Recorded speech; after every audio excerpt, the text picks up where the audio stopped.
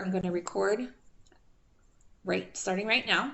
You also have the option to record as well, in case you want to have your own copy of the lecture, and that way you can go back and look at it after the fact. I will post these to Blackboard at the end of each class. So if there was something that just went too fast for you and you want to go back and look at and watch it again, you'll have that option. Also, if something happens and you need to get up and walk away from this call, then you can go back and see what you've missed. And especially if you aren't able to get into the call for some reason, if you're having some technical issues or whatever the case is, definitely go back and look at these calls, because you're going to miss a lot of information if you miss the calls each week.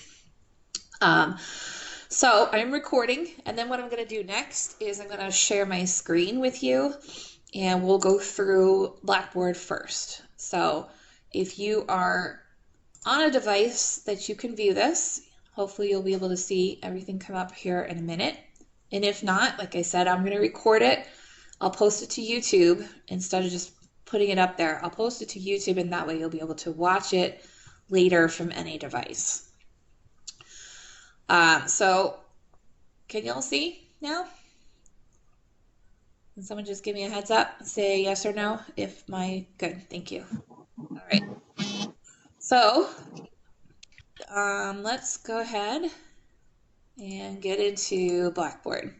So I already signed in. This is what Blackboard looks like when you go into our class.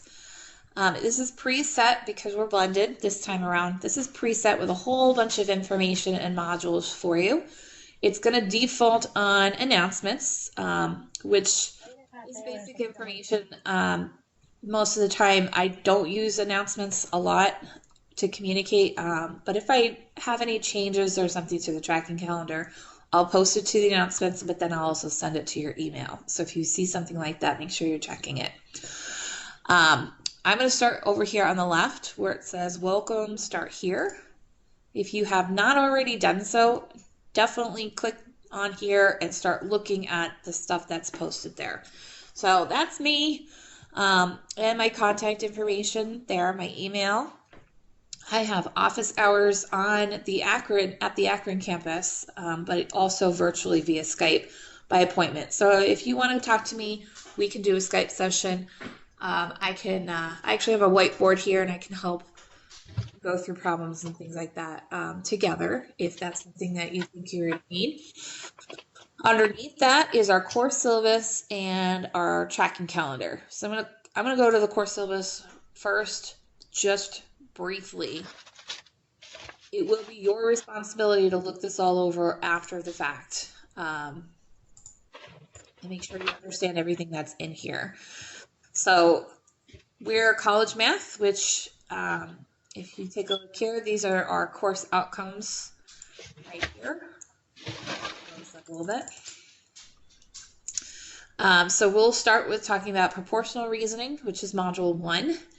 And then we'll work with mathematical models, which we're going to spend a couple weeks doing that, probability, and statistics at the end. So those are the 4 course outcomes, and that's what we'll be working on over the next 15 weeks or so.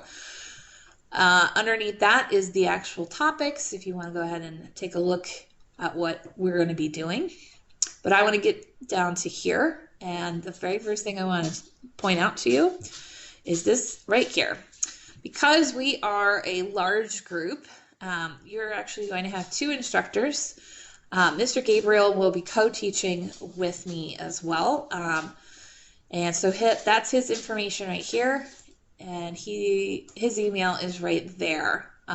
So you're going to have 2 instructors for the first couple weeks, and then it's going to transition over. So just so you guys are aware, nothing is going to change as far as the class goes, but just to get it started, that's what's happening.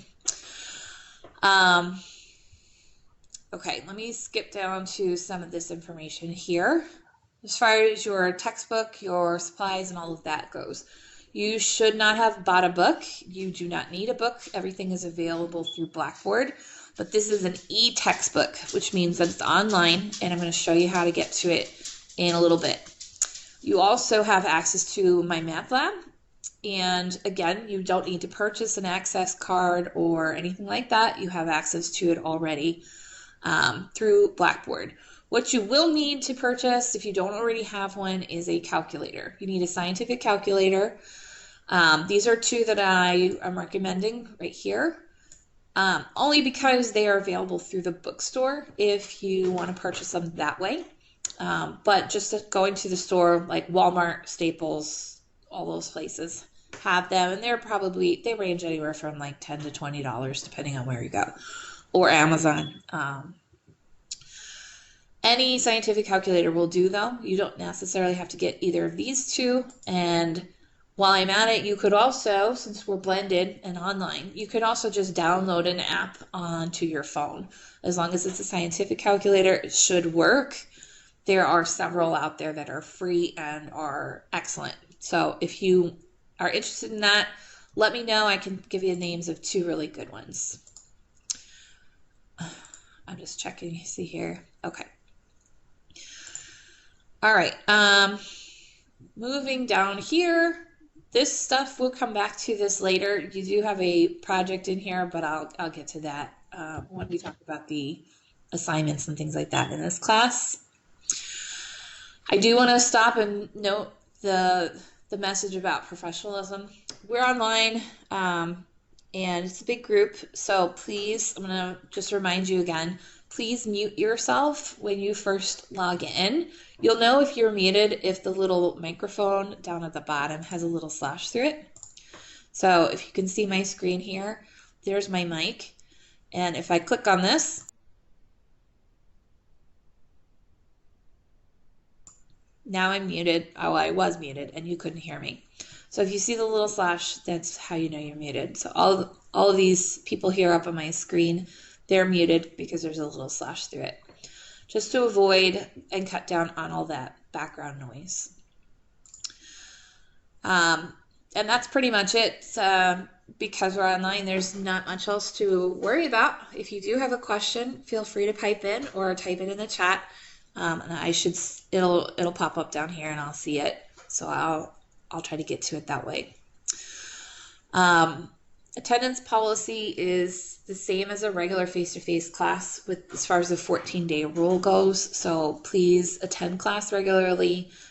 You are going to miss a lot if you miss a class. So try to get on the call on time and try not to miss anything. Let's see here. There's also a makeup policy for my math lab, but only for my math lab assignments, the homework and the quizzes only. So while I'm talking about that, I'm going to scroll down here and talk about some of the other components of this course. We have a component for classroom activities, and that's basically anytime we're on the Skype call. That's 15%. My math lab makes up 35%, but that includes your homework and your quizzes. In addition to that, we are going to have a couple of reports in here and a portfolio project. Both of those are project-based. The reports are very small. The portfolio project is a larger project. And we'll be working on the portfolio project over the course of several weeks versus the reports, which are short, brief, little written assignments that are due the following week. So there's several reports and they make up 15% a piece. So I think they're about 5% each versus a portfolio project, because there's going to have several pieces to it. And at the end, it's worth 15% total. There's also reflections, which are just basic journal entry types of things. And then you have a final exam. The final is a comprehensive exam that is going to test your knowledge on the whole course. And that's pretty much it. That makes up the class. Any questions real quick about all of that?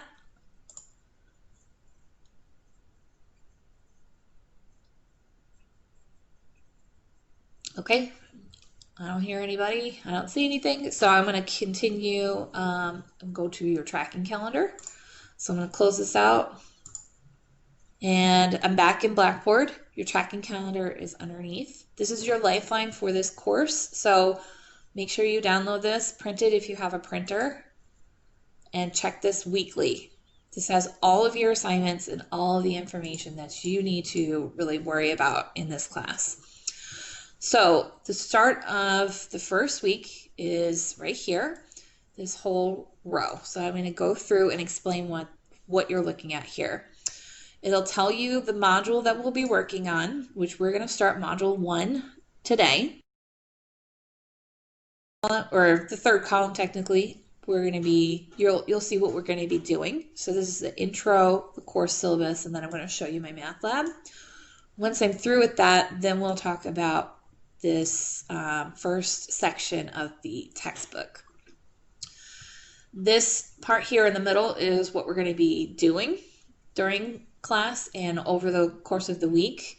So it won't just be in the Skype call. You will be responsible for some of this yourself when you're working in the online portion. Over here on towards the right, the course assignments, assessments, and all that, this is the most important thing. Then this is where you want to focus on. These little boxes are there for you for like checking off as you go. So if you've completed each of these things, then you're done for this week. Due dates do vary, so keep that in mind, but this is everything that kind of goes along with the Skype call for the week. So I'll show you what the class activities are going to involve here momentarily. You then have a math lab homework and a quiz that you should start, but it is not due until the 2nd because we're going to have to finish module 1 before you will be able to complete both of those. The textbook chapters go with the activities, and everything kind of aligns together. So I'll show you where the textbook is as well. You want to at least read this over, and when I say that, I mean preview it. Just kind of skim it over. It's a math book. It's not a novel, so don't read it word for word, but skim it over so you have an understanding of everything that we're going to be talking about, because it goes a lot further in depth than what I'm going to do on the call today. So you want to have that read and previewed by next week, and you want to look at the lecture, which is the classroom activities. You're going to want to go through that today as soon as possible. So I'm going to go to that here in a minute. The rest of your tracking calendar is very much like that. So whatever we're going to be talking about during the Skype call will be over here, and then this is what you're going to be working on at home over the course of the week with the due dates over here. And pretty much every week goes that way. You'll start to see as the weeks go further and further along, then we start to introduce some of these reports that I had mentioned before. You'll have a reflection assignment, which is a basic just check in with me to see how things are going type of a thing. But again, use this as your guide and check things off as you start to complete them so you can keep track of everything that you have to do in here. Any questions so far?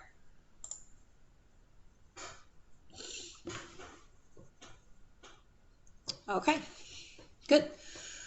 So I feel like I'm going very quickly, but I have to do that out of necessity so that we can get through all of this today, and I can leave knowing that you guys feel confident. So let me close this one too. Now you can get to these at any time if you go into the Welcome Start Here tab. So if you lose your tracking calendar or you need to look at it that online, you can go through that way. This is something that I'm going to ask you guys to submit whenever you get a chance. This is not on the tracking calendar, but it is something that I want to see what your strengths are, and if there's some things that we maybe need to kind of weave in as far as the review goes. So please download this diagnostic assessment and either type your answers right into it, save it, and send it back. Or if you are able to, print it, write on it, then take a picture and send it to me that way. And that's pretty much it for this tab. So let me go now, let me show you what the modules look like, just briefly. This is how you will get to your ebook, by the way. There's information here, and it will walk you through how to get to that. So anytime you're looking at a chapter reading, that's how you will get to your book. Module 1 is right below that, and this is where we're going to be working for the next 2 weeks. So we're going to start today, we'll finish it next week. The lecture is what I'm talking about as far as the classroom activities go. When you open this, you'll see an interactive lesson here that you'll click begin for. And then there's all kinds of information that I'm asking you guys to look at and to read and to go through. If you see a little box like this with an example, take a minute and try it, check your solution over here. There's things you can click on. There's additional learning if you're confused about a topic. But for today, we're going to be looking at the 3A section. So that's the part that I would like you guys to look at when this call is over. Just go through this section right here. We're going to start with 3A and then go back to 2A and 2B next week. So there's information here. You can click on each of these boxes to get more information about how to do some of the things that we're going to talk about in class in just a minute. Continue on down, you'll see some more information, some more examples to click on. And then once you get here for today, I would like you guys to stop. You can, of course, go ahead and preview and look at the rest of it so you have a heads up for what's coming next week. But once you get to 2A, that's what we're going to be discussing next week. So you can kind of take a little bit break of whatever else you see underneath here. Okay, so that's what the classroom activities are. So when you see that, you want to go into your module, click the begin, and just start looking over what is posted each week for as far as that goes. So I'm going to close that for now and go back to Blackboard again. Underneath that, you'll see the link for your assignments, and then it'll tell you based on what you have to do, it will tell you what to be looking at. So for this week, you only have a homework and a quiz to do in my math lab, and then of course the textbook chapters that you want to look at. So these two here, you have to go through my math lab to get to. And so that's where I'm going to go next. I'm going to come back to course assessments here in a little bit. So if I wanted, let's say I looked at my textbook already. Let's just pretend for a second I've already looked at the textbook sections that were on the tracking calendar. Then I went through and I clicked on Module 1 and I read over the lecture portion that I just mentioned, the 3A. Now I'm ready to go and complete my homework assignment, and then I'll take my quiz. So now I'm going to go into my math lab. When you click the My Math Lab link over here on the left, this is everything that you've got as far as that goes. You've got a lot of extra tools and things like that, resources at your disposal. But if you want to do your homework, you want to scroll down a little bit further and click where it says homework right here. This will take you right into my math lab. And all of your modules from here until the end of the course are already open. So if you want to work ahead and you feel comfortable doing so, you are allowed to. If you want to just keep on the pace as the tracking calendar is set, that's fine too. Just note the due dates over here on the left. This module 1 homework has to be completed before October 2nd. So if I wanted to go ahead and start, I would click this link. And then here's the questions on the homework. There's 27 total, but some of them are from chapter 2 and some of them are from chapter 3. So if I want to start, I'll take a look at question 1. And then here's how I would approach it. Look over here on the left where it says 2A. that means we're not actually going to talk about that yet. I'm going to go to the next question. And I'm going to keep going until I see something that says 3, because that's where we're going to begin. Unfortunately, it is all scrambled up, and I don't have the option to change that. So where I see a 3A question, that's what we're going to be talking about today. I'm going to try to complete those right now, or at least after we go through the lecture.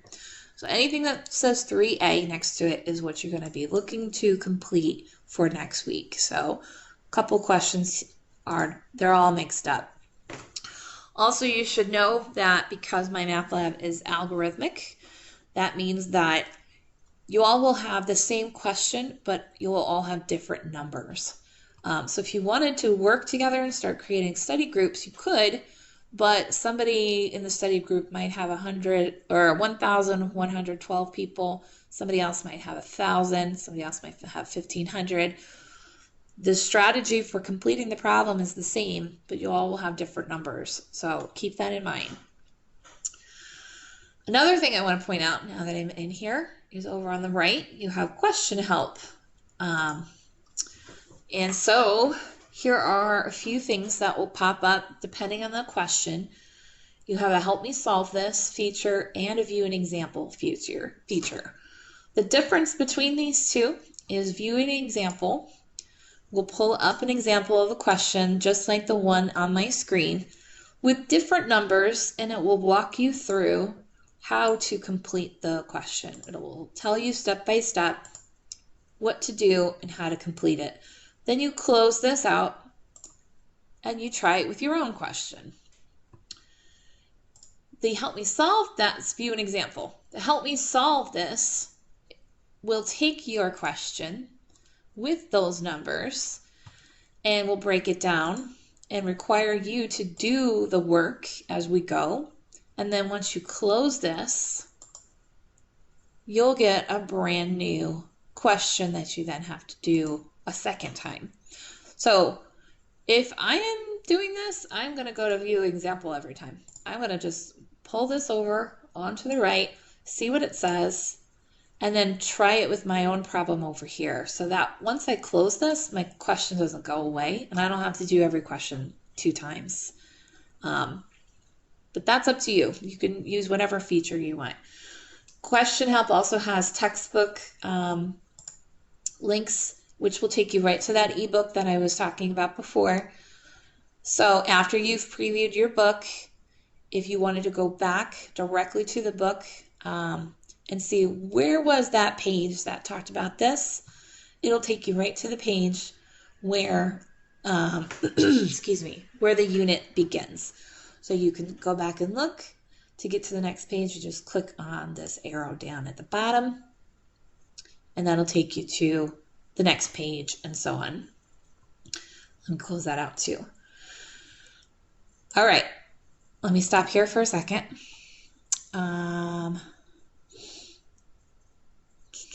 Let me answer some of these questions here.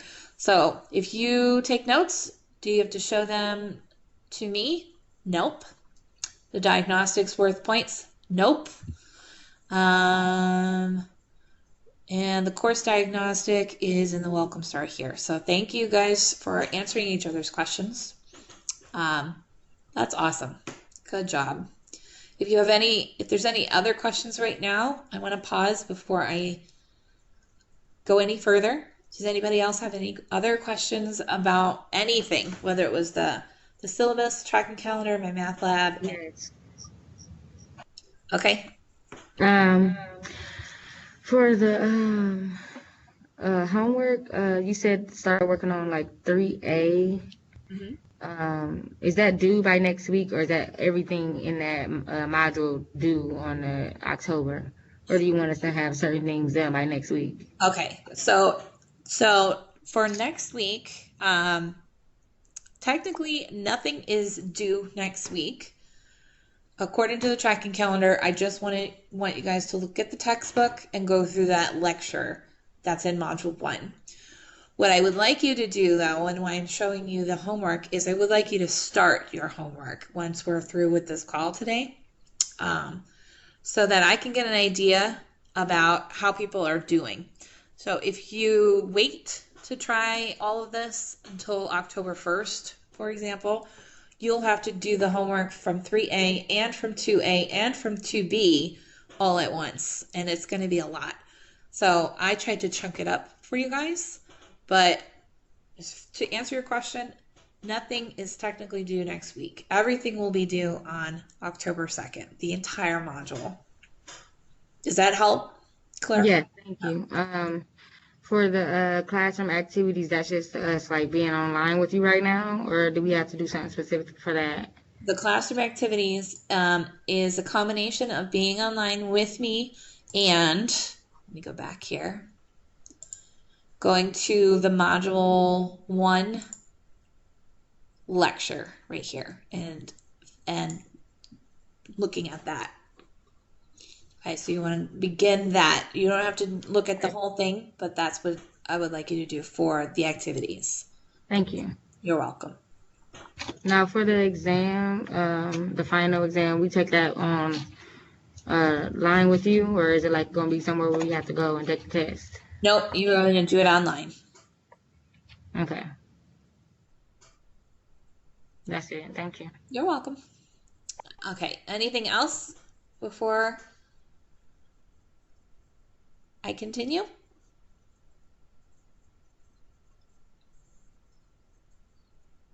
Okay. Let's see. What else do I want to say here? I think that's it as far as Blackboard goes. There are course assessments here that I'll just show you briefly, but we're not up to this point yet. These are just all of the reports and the portfolio project given to you ahead of time for those of you who like to work ahead. But if you look here, it says M2. That means that this report won't come, we won't even begin talking about this until Module 2. Down here, the standard coin report, we won't even begin talking about this until Module 4 and so on. So just as a heads up, that's what this is. You can preview it ahead of time. But when we get into these modules, that's when we'll be talking about how to complete stuff like this. So you can hold off on this ahead for now if you like, or you can just take a look at it if you like as well. Okay, so now that I've gone through all of that, I am going to now switch gears completely, and we're going to start talking about 3A. So I've already got my PowerPoint pulled up here, and we're going to go through this. We got about, let's see, 50 minutes. So we're going to go through this PowerPoint, and then whatever time is left over, if there is any, I'll take some questions at the end, and we can go ahead and go back and look at the assignments as well. So 3A is titled Uses and Abuses of Percentages. So the very first thing I want to go to is reviewing how to convert back and forth between all three of these different types. So if you start with a fraction, for example, 5/8, and they want you to convert it to a decimal, what you're going to do is divide. 5 divided by 8, you can toss it right up into your calculator, and it'll give you decimal form. To get from decimal form then to percent form is very easy because percents are out of 100, so you're just going to multiply by 100, and that moves your decimal to the right twice. So in percent form, it would be 62.5%. Now, if you are starting with a decimal, like 0.85 right here, I actually went to percent form first because we just talked about it, so I'm going to multiply by 100, and that moves it over twice. But to get from decimal form to fraction form, that's the thing that a lot of people have forgotten from my experience. Here is how you do it. You're going to take whatever digits you see to the right of the decimal and put that in your numerator, the top, and then use the place value of your last digit to tell you what your denominator should be. So if this is 0.85, then you're starting it off as 85 over 100 because 5 is in the hundredths place. And then from there, I simplified. So I divided these both by 5. I got my final answer for my fraction. All right, and then for the third row, now they're giving you percent form first. So we'll work it backwards and get to decimal form. So I'm going to move the decimal to the left this time twice, or divide it by 100. That'll give me 1.21 in decimal form. And then from there, I'm going to repeat the process I just did to get to fraction form. So since the 1 is over here on the left, I'm going to keep it over to the left. I'm going to take whatever's to the right, put that up in my numerator, and then take the place value of my last digit, and that'll become my denominator. So 1 over to the left, 21 up in the top, place value of the last digit, which is the 1, goes in your denominator. And now this is perfectly fine to leave. You could leave it as, this is a mixed number. You could leave it this way, or we could convert it to improper fraction form by multiplying the denominator by the whole number and then adding the numerator. So we could convert it to 121 over 100 as well. Before I keep going, because that was real quick, everybody okay with that? All right. All of this is in the book and the modules and all of that, and you can go back to the recordings as well if that was a little bit too fast for you. Okay, but now since the topic is percentages, let's talk about how we use percents. So we use percents to represent 3 different things. We use them to represent fractions, obviously, because they're all equivalent, these forms.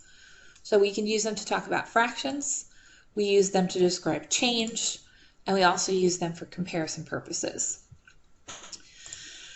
So first, let's talk about how you use them as fractions. Can you go back? Yep. Thank you. I was trying to write down the ways. Thank you. Okay. Because people are usually uncomfortable working with fractions, this is one of the reasons why we use percent form, because 100 is a good base number to work with. You can gotta get a sense of how large or how small something is when you look at it in percent form versus when you look at it in fraction form. 2/5 doesn't have as much meaning usually to the general public as 40%. So we use them in all of those ways. Can I continue now? Yes, thank you. Okay, no problem. All right, so here is, like I said, here's one of the ways we use them. So if an opinion poll finds that 64% of 1,069 people surveyed said that the president's doing a good job, and they want to know how many said he's doing a good job, this is a type of problem that can be solved with a percent equation or a percent proportion. So let me show you what that looks like. I'll go back to problem in a minute. So this is a percent proportion, and this is just the general form of it. It's the part over the whole thing equal to the percent over 100. Since the whole percentage, if you have one whole thing, you have 100% of it. 100 goes with the whole, and whatever percent, part of the percent you're given goes with this. So these things are equal, these things are equal. And what you do is you basically go and identify the parts that you've got here. We have the percent and we have the total, which is the whole thing. You identify what you've got, you plug them into this proportion, and then you solve it by cross multiplying. Now, if you use this method, your percent gets plugged in as is. You don't need to convert it because you're plugging it in as percent form. So for this problem, I took the 64% and put it over here in the percent spot. I took the 1,069 that were surveyed. That was the total amount of people who were surveyed, so I put that in the whole place.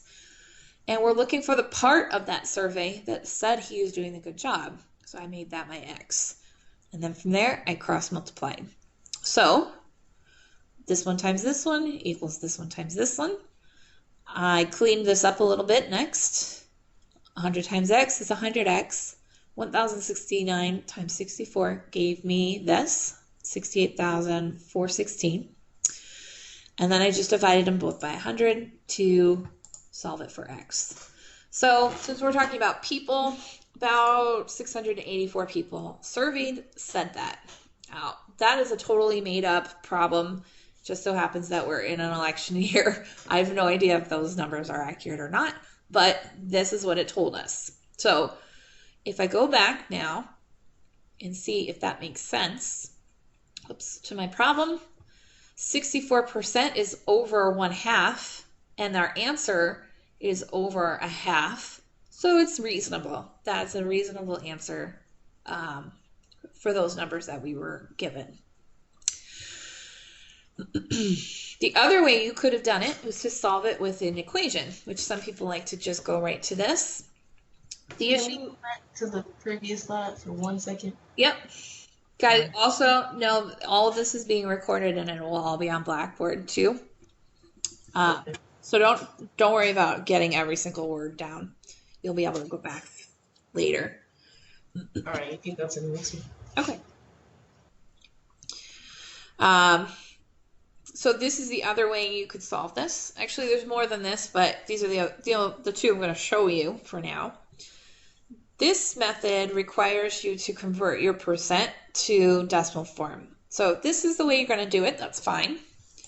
You just have to make sure that when you plug in your percentage into any equation, equations can't use percent form. You have to convert to decimal form.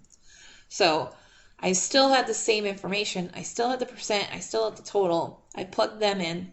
And now this is what it's telling me to do. Just multiply these two things together. Get the same answer. Different way of doing it. You guys can choose whichever way you like to do it. That's a good idea too. You guys can choose however way you want to do it. Either way is fine. You'll still get the same thing. It's the same outcome no matter what. Okay. Before I go on, any questions about the percent proportion or percent equation that I just talked about?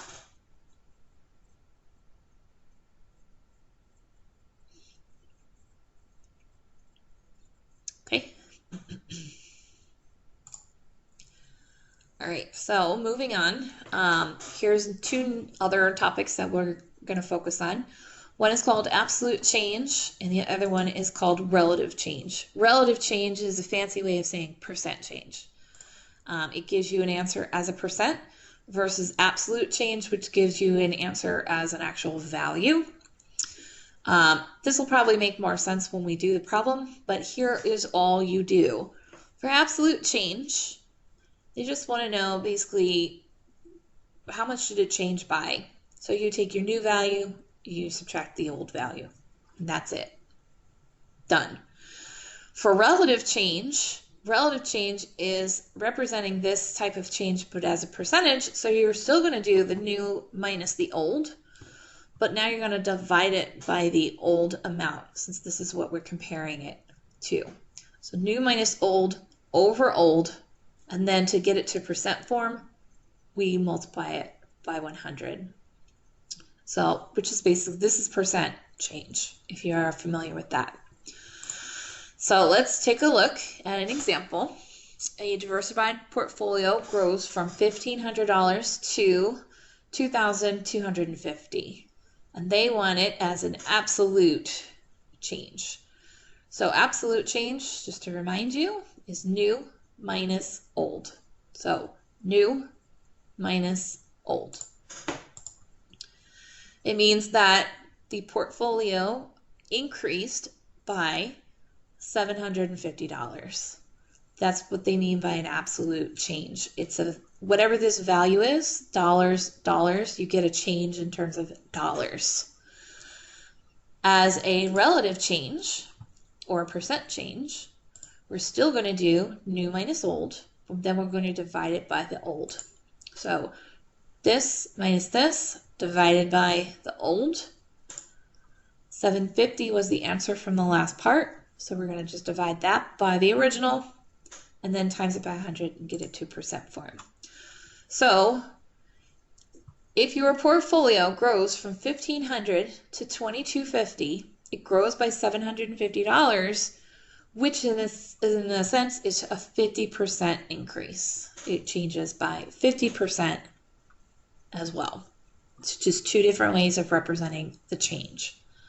Any questions about that?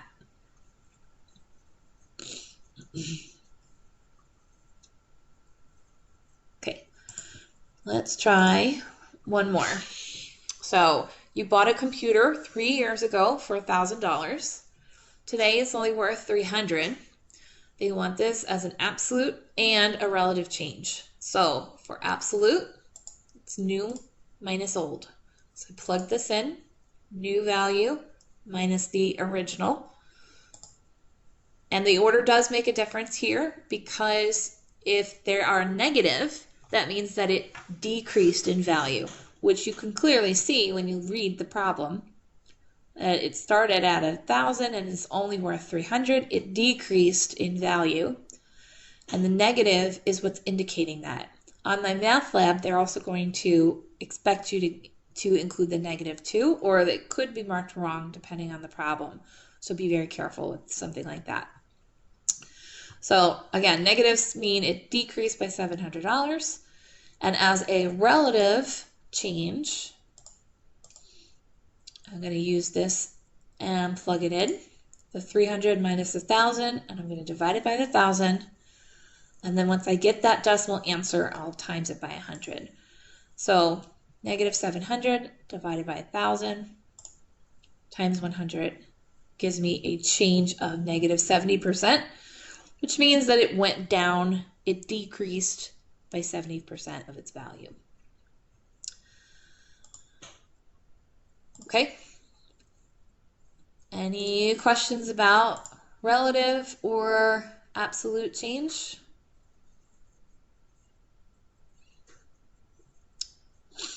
Okay. All right. The second topic now is how to compare values. We use percentages to compare two different things as well. So here is a way you can do this. You can use 100 plus the percent that you're given if the thing is increasing or it's more than. And you can use 100 minus the percent that you're given if the thing that you're comparing is less than or is decreasing. So here's an example of that. Carol earns 50% more than William. How many times larger is her income then? So she earns more. So we're going to use the 100 plus. So 100 plus 50 means that she earns 150% more than him. That is equivalent to 1.5 more. She earns 1.5 times as much. Okay, and that's really all you have to do for questions like this. Just decide if it's more or less and either add it to the percent you're given or subtract the percent you're given from 100.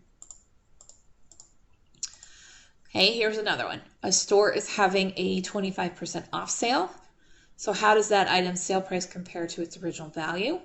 Since it's a sale and a discount, discounts come off, I'm going to use 100 minus, and I'm going to just plug in the 25 for that. So that'll give me 75%. And what that means is the item on sale is being sold for 75% of its original price then. Okay, here's another practice problem. The area of Norway is 24% more than Colorado, so Norway's area is 124%. And that's it. Okay, with questions like this, don't overthink them. But we're going to get to something a little bit more involved here in a second that uses these ideas. So let's go to that. Now we're going to combine what we just talked about with percent problems, the part, the whole, and the percent, with the fact that you can use 100 plus and 100 minus to solve percent problems now. So rather than do it in 2 steps, we can now do these all in 1 step. So I'm going to show you what that looks like both ways. So if you purchase a shirt with a labeled pre-tax price of $21 and the local sales tax rate is 6%, which is your final cost including tax, normally when people do these, they do it in 2 steps. They take the price, they multiply it by the tax rate, which will give them the amount of tax that they have to pay, and then they add that tax onto the price and do it in 2 steps, like this. This is what we're going to do first. I'm going to use the percent equation to do this, and I'm going to do it in 2 steps. First, finding the tax that will be charged, and then adding tax on. So the part is my sales tax, because we only pay a part of the total in tax. The whole thing will be the cost of the item, and then the percent will have to be converted to decimal form when I do this. So I'm looking for the tax that we're going to pay. I was given the percentage and I was given the cost. So 6% in decimal form is 0.06, and then I multiplied this together to give me $1.26 worth of tax, which is reasonable. If you've gone shopping in the store, you're going to buy something for 20 bucks. You're not going to pay a whole lot of tax on that. $1.26 sounds reasonable. So to get the final cost, I now have to add the tax to my cost of my item. And that means I'm going to end up paying $22.26 when I get to the register. Make sense? Anybody have any questions about that?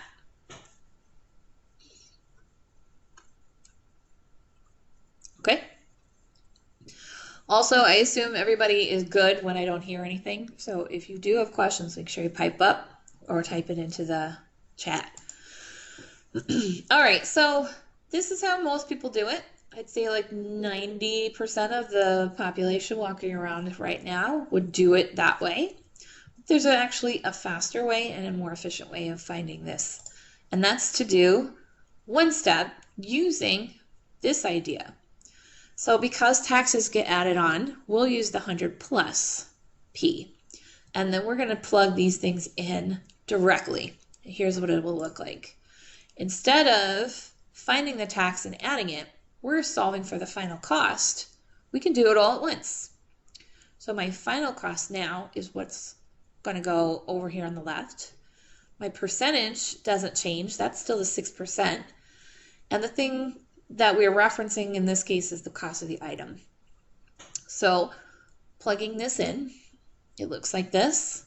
Changing this to decimal form now looks like this, 1.06 instead of 0.06. And that's going to give me my final cost up front in 1 step. And that's one of the nice things about this. So if you're at the store now, let's say you're getting something on sale and it's 25% off, instead of doing 0.25 on your phone times the cost of the item and then subtracting it, just do 0.75 of the cost and it'll tell you what you pay for it in 1 step. Okay, make sure pay attention to what's happening. It's 100 minus P for anything that would take a value down, like a discount problem. 100 plus P for anything that would take a value up, like taxes, markups, anything of that nature. Okay, so we're going to talk about one more here. You purchased a new lawnmower with a retail price of $648. The sales tax rate is 7.6%. What is the total price? So to do it the way I just showed you, taxes get added on. So we could make this 107.6 and use that to multiply by the cost. And we can get it in 1 step. If you do that, you will get $697.25. If you do it in 2 steps, you would multiply the price times this percent in decimal form, which will give you this tax, and then you have to add it on and you still end up with the same amount. So one way is a little bit more efficient if you know what you're doing. Any questions about that?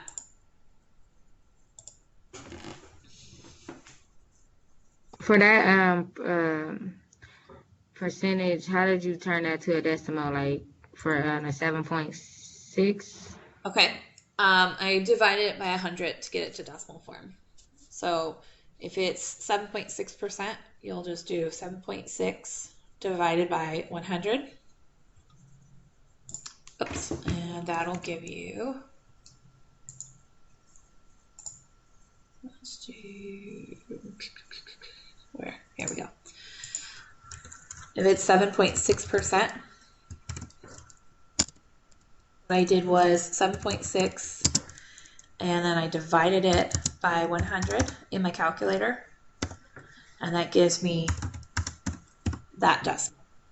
So I would take that answer here, multiply it by the cost of the lawnmower, which was $648. And that gave me 49.248. So I rounded it off to 49.25 because we're talking about money.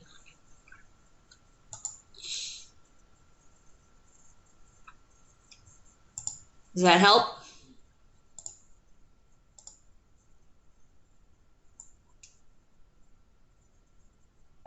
Yes, and then you plugged it back in. Yep. To add it plus the price. Yes. Afterwards. Okay. Thank you. Oh, well, you're welcome. Okay. So this is not on the PowerPoint, but I saw something come up on the homework. So I am going to pause for 1 second, and I'm going to pull my whiteboard up and show you what this one homework question looks like. It requires the use of the 100 minus or the 100 plus. You can't actually do it in two ways because it's asking you to work backwards. And these two ways are fine if you're working forward to get a total. But if you're given a total and you're trying to work it backwards, you cannot do it both ways. You can only do it one way. So I'm going to show you that here in 1 second. Let me just pause. Whoops. I'm going to pause this recording for a second.